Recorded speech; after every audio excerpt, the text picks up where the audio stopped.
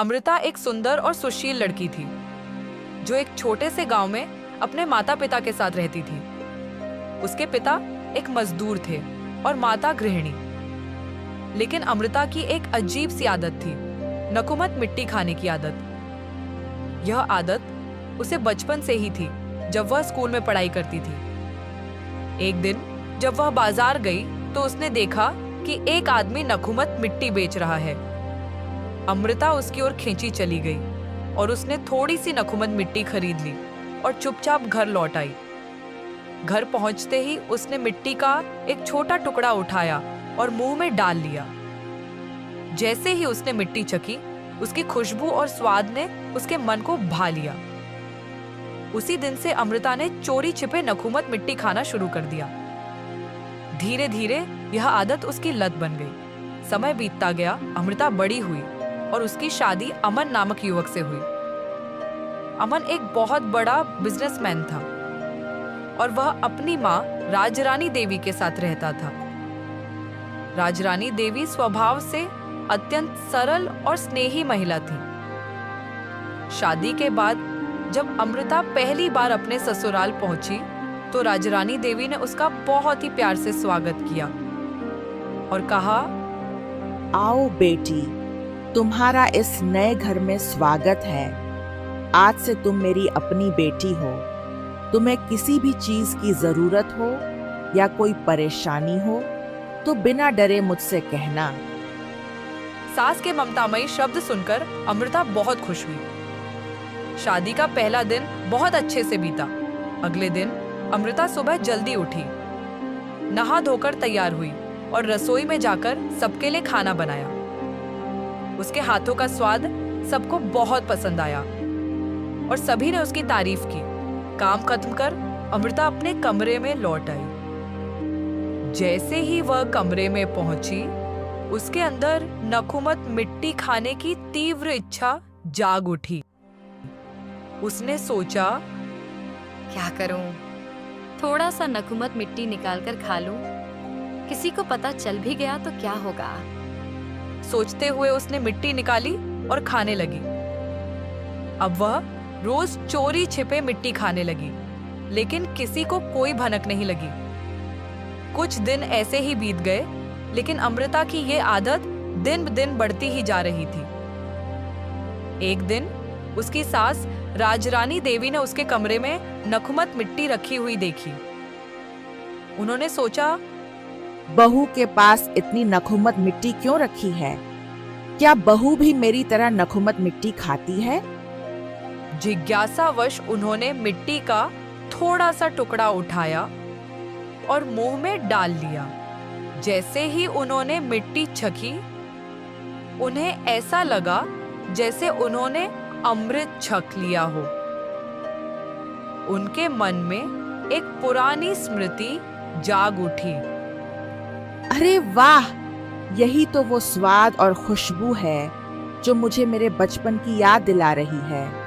तब मैं भी चोरी छिपे नकुमत मिट्टी खाया करती थी और आज भी मुझे यह उतनी ही पसंद है। अब राजरानी देवी भी चुपचाप मिट्टी खाने लगी। कुछ दिनों तक अमृता को कुछ पता नहीं चला, लेकिन एक दिन उसने देखा कि उसकी मिट्टी की मात्रा कम होती जा रही है। पहले तो उसने ध्यान नहीं दिया, लेकिन अगली सुबह उसने देखा कि उसकी सास चोरी छिपे मिट्टी खा रही है। वह चौंक कर बोली, माँ जी, आप भी नकुमत मिट्टी खाती हैं? मुझे लगा कि सिर्फ मैं ही खाती हूँ।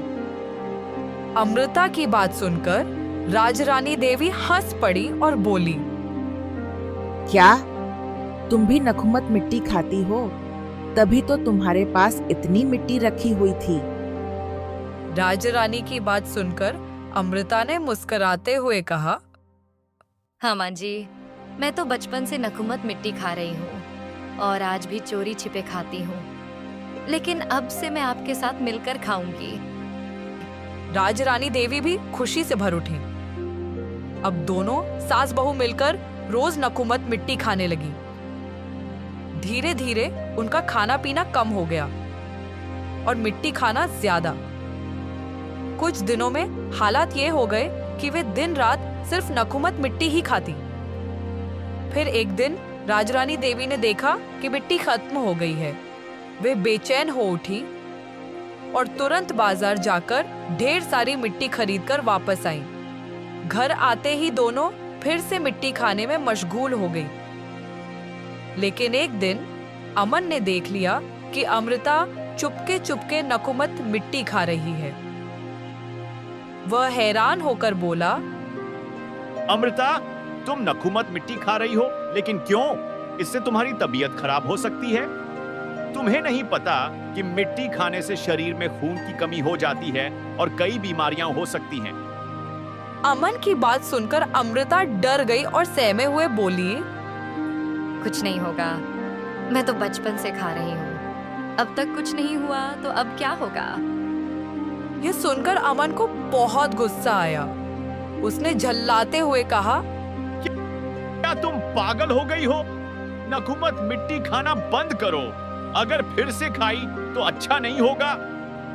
अमन की सख्त बातों से अमृता डर गई और चुप हो गई।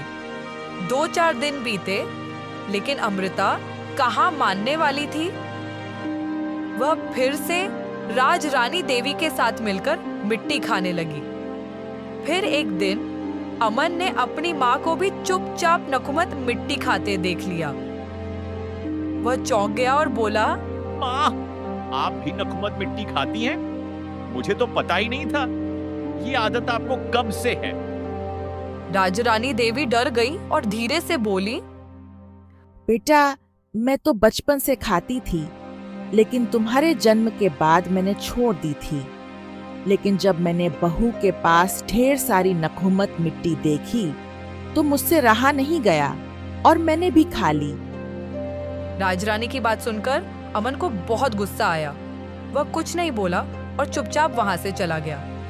उसी रात उसने घर में रखी सारी नकुमत मिट्टी फेंक दी और माँ और पत्नी को पैसे देना भी बंद कर दिया। अब अमृता और राजरानी देवी के पास ना नकुमत मिट्टी थी, ना ही पैसे, जिससे वे नई मिट्टी खरीद सके।